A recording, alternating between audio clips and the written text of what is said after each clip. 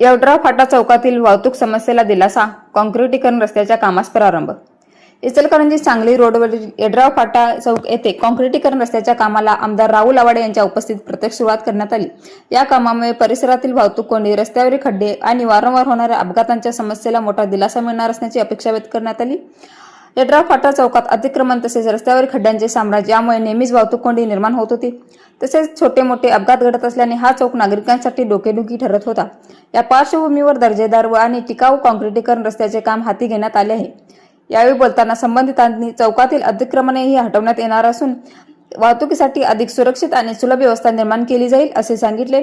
रस्त्याचे काम उत्कृष्ट दर्जाचे करण्यात येणार असल्याने नागरिकांमध्ये समाधान व्यक्त होत आहे। या प्रसंगी समीर मुल्ला, कृष्णा निकम, संतोष दौलत, कैलास विभूते यांच्यासह परिसरातील नागरिक मोठ्या संख्येने उपस्थित होते। नागरिकांनी या कामाचे स्वागत करत लवकरात लवकर काम पूर्ण करण्याची अपेक्षा व्यक्त केली। विशाल क्रांती वृत्तसेवा येवड्राव। नमस्कार। इचलकरंजीहून सांगलीला जाणारा एक महत्त्वाचा रस्ता तर जो येवड्राव फाटा ज्याला जो ओळखला जातो तो त्या रस्त्याची परिस्थिती त्याचा निधी मी आमदार झाल्या माझ्या स्थानिक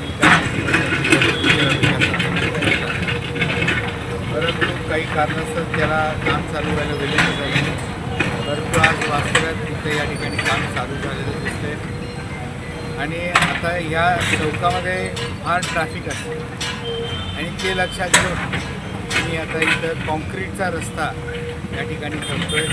जणू की कितीही ट्रॅफिक मुवमेंट झालं, कितीही ट्रॅफिकचा येणं जाणं झालं तर रस्त्याला काहीही होणार नाही अशा पद्धतीने या कॉलेजमध्ये चांगला रस्ता करायचं कार्य या ठिकाणी चालतं आहे। मी सर्व नागरिकांच्या मनापासून आभार व्यक्त करतो की याचा पाठपुरावा केला, काम चालू आहे आणि आता योग्य त्या ठिकाणी काम चालू होईल।